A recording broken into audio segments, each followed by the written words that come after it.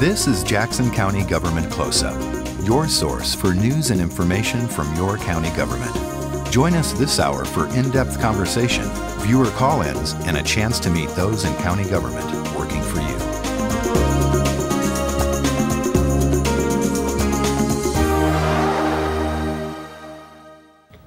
Hello everyone and welcome to Rogue Valley Community Television at Southern Oregon University. My name is Pete Belcastro and welcome to our Jackson County Close-Up program.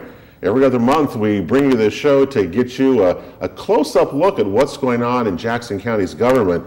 And like every show we do, they're fascinating topics, and tonight, believe me, is no exception. We've got three pretty distinguished fellows with us tonight, representing the Jackson County Sheriff himself, Mike Winters, who is with us. Nice to have you here. Thank you. And certainly two people who are not unfamiliar to this cable channel, and that is Deputy Chief Tim George from the Metro Police Department and Lieutenant Tim Doney.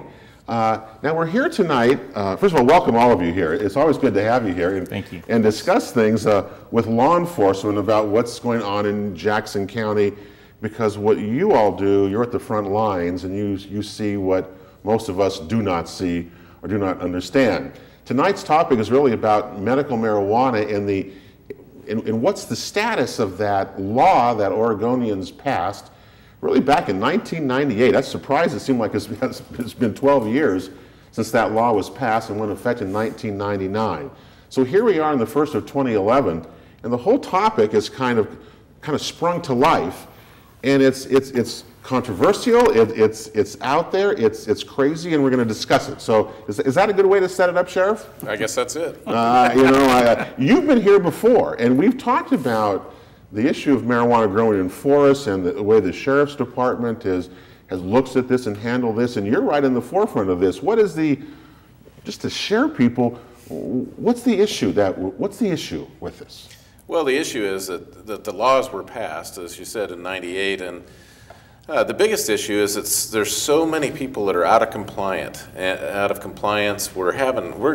Sheriff's Office fields all types of complaints, about grows, these medical marijuana grows that are in a neighborhood, and they complain about the smell, they complain about the traffic coming at all hours of the night.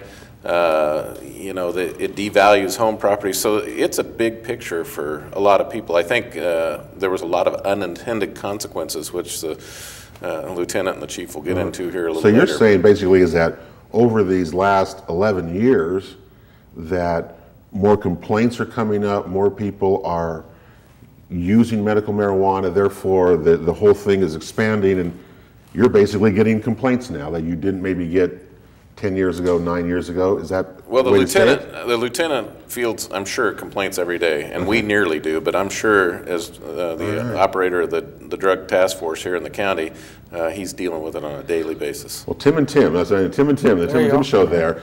You guys are right in the middle of all of this, and I know that you've got lots of statistics, and we're going to share a lot of information here tonight. Give us the status of what's happening. The voters in 1998 said this. But that's not, if I hear you guys right, that's not what's happening 11 years later. Well, it got sold to the voters because there's some compassion there, because, and I think all three of us would agree that there are people that that have a medical need for THC in some type of marijuana form, whether it's an extract or whatever. We would all agree that some people have a medical need for it. Right. But the explosion happened when the law was adjusted and tweaked along the way in the last 12 years. And the explosion gets to the point now to where anybody that wants a medical marijuana card can get one. And you've seen a huge explosion in the amount of marijuana that has come onto the scene, so to speak. It's flooded the market with marijuana, and it's become an economic phenomenon, not necessarily a medical phenomenon. Now it's all about the buck. It's all about who can make it, because marijuana has huge value. It has huge value outside the state, and we're left with the aftermath. So it comes down to it's a big wink is what we call it. It's not what the voters intended. And I was shocked in November when both Oregon and California dispensary laws actually were voted down. You were surprised by that? I was surprised by that, because when you looked at the polls and you looked at what was happening, it looked like there'd been, at least on the West Coast, some more acceptance of that. But I think the public finally got their fill when they finally see what was happening, because it wasn't a medical issue anymore. It became a quality of life issue. It became a neighborhood issue.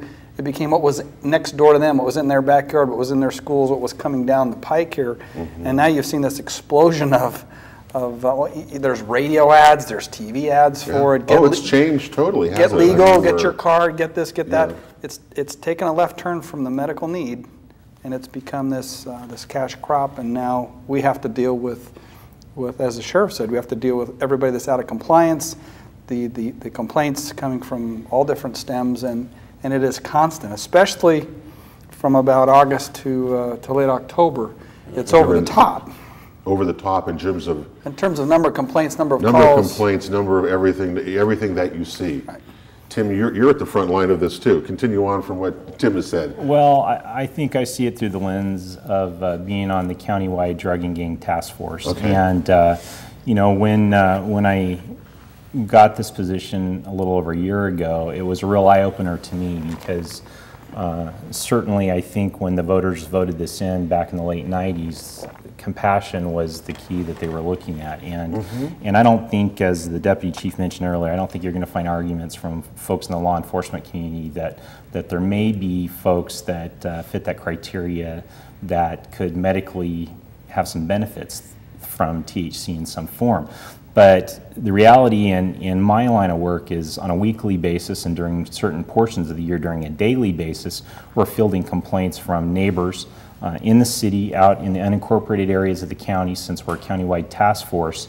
And a lot of it's livability issues. It's heavy traffic, it's noise, it's smells, and in a lot of ways, what I've seen over the past year, it appears to me that the good intent of the system has been hijacked, because there's really a monetary factor behind this whole thing.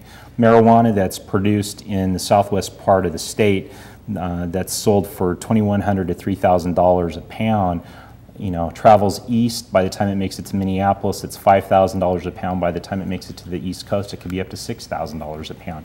And we find through our investigations that a lot of it is being diverted under the guise of the medical marijuana program and be diverted to illegal sales. And it's gotten to the point where, and I guess it really caught my attention earlier this year when we started receiving complaints from patient cardholders that they couldn't get their medicinal marijuana from their caregivers or their growers because they suspected they were transporting it out of the area to sell. And you know, to me, that's a reality check that something has gone haywire along the way. Not the way voters thought they were doing this in 1998. I would say, and Tim was saying about there were like glaucoma, and there's a number of things that sure, patients can get in. And even in Oregon, I know there's a number of, I don't know how many, what the disparity is, but when you get cards, you have to say, I think, what the ailment is that you're having with that.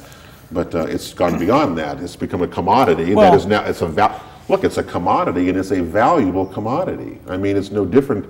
It seems like, Sheriff, it's no different than a crop almost anymore. So but if it was intended for medical use, then you're saying it's not happening, and that's the issue. Well, yeah, I think you're correct. I mean, in the 38,000 to 39,000 cards issued statewide, 1,500 are for cancer, approximately 500 for glaucoma, and the vast majority of folks that we come into contact with, it's because they're awry of the law and violating the law. But the only ones that I can recall that had medical conditions such as that were ones that were making complaints because they're having issues with their growers. The growers, there's this consistency that it's chronic pain. And, you know, and sometimes in our contact with them, we get a little bit of a wink and a smile because they've got chronic pain. And, you know, as an example, and where I don't think people realize, unless it's in your backyard or your neighbors, when people think of it, it's a compassion idea. You don't want someone to be in pain and be suffering, but yet I don't think they anticipated that in a nice neighborhood, just on the outskirts of incorporated cities in Jackson County, that a neighbor would move in and have 13 cards associated with their property, and when we go out to have contact with them and do compliance checks, they've got a gang member or associate that's acting as the guard. As the guard with the and firearm. the whole thing, with the firearm. I don't think people expected that. I don't think people thought down the road some of those things that are going to happen as a result of a law that's somewhat ambiguous and very confusing for law enforcement. Wow. That sets the stage. We have several videos we want to share with you tonight regarding this whole issue. And so we'll start with one. And I think, as we've talked about earlier, voters approved this in 1998, medical marijuana in Oregon, and certainly many other states have passed, I guess, similar laws. I don't know if they're similar, but what bugs me is that you guys are saying that this law in Oregon has been tweaked by our own legislature and is making things worse. Is that fair? Is that right? I think it's fair. I think it went back to the voters and it was tweaked again too. So in that 12-year period, there was some changes from the initial intent of what the medical marijuana program started out to be. It started out in the possession limit at 1.5 ounces. Well, small. 1.5 ounces. Yeah. Okay, at any time. Okay. And so if you're a patient, 1.5 ounces. An ounce and a half. That makes sense. Okay, now it's 1.5 pounds at any given time. So you could have 1.5 pounds today, Pete. So I could get a medical marijuana card and I could legally possess 24 ounces in my possession at any time. At any given time. And you could be... That's more than that's more, 24 ounces is a lot. You can have 24 ounces and 6 mature plants and 18 starter plants. Yeah. Did voters intend for that to happen? And you don't even have to be an Oregon resident.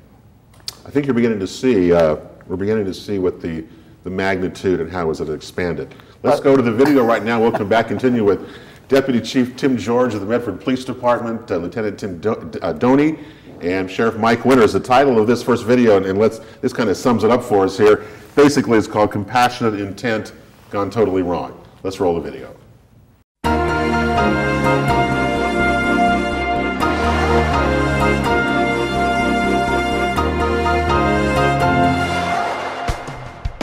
Compassionate intent gone totally wrong. Oregon has always been known for its unique perspective, whether it's leading the nation in recycling bottles and cans, or looking at healthcare issues and creating the Oregon Health Plan years before the debate began. We are always independent in our thoughts and collective decisions. In 1998, Measure 67, which allows the use of medical marijuana, passed 55% to 45%. By allowing people to use marijuana as medication, the voter once again showed how independent they can be. The measure only passed in 12 of 36 Oregon counties. The most populated areas carried the measure into law. The law was amended by legislature and the governor in 1999 and again in 2005. In each case, the amendments were influenced by proponents of the bill with attempts to clean up some ambiguity, but it also increased how much marijuana a patient can have and how many plants a grower can produce. State, county, and city law enforcement, like the voter, have compassion for people with illnesses who are helped by medical marijuana. However, amendments have created a nightmare and a huge business for abuse that has blurred the intent that the voters approved in 1998. Let's look at statistics on where we are today. As of January 2010, there are more than 38,000 patients, nearly 20,000 caregivers who can transport medical marijuana, and more than 10,000 pending applications. Since 2008, the increase of patients has nearly tripled. In 2010, there were more than 24,000 applications, and 1,305 were denied. Modifications and amendments have created an explosion of activity, and this program will explain why. Law enforcement is complex. People are profiting in big ways, and compassionate care has gotten lost for those medical marijuana helps. Currently, 3,715 physicians have recommended patients for medical marijuana.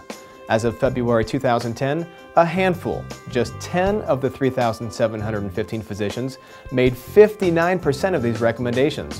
One doctor has nearly 8,300 recommendations, or 25% of the total. To put those numbers into perspective, that one doctor would have to see 32 patients a day, 5 days a week, for an entire year, diagnose them for the need, and prescribe medical marijuana. It's clear that those abusing the system have found the doctors who will prescribe the drug easier than responsible physicians. The caregiver relationship is worth looking into. A caregiver has significant responsibility of the patient's well-being. The caregiver can transport the medical marijuana for the patient with little oversight, creating temptation for abuse.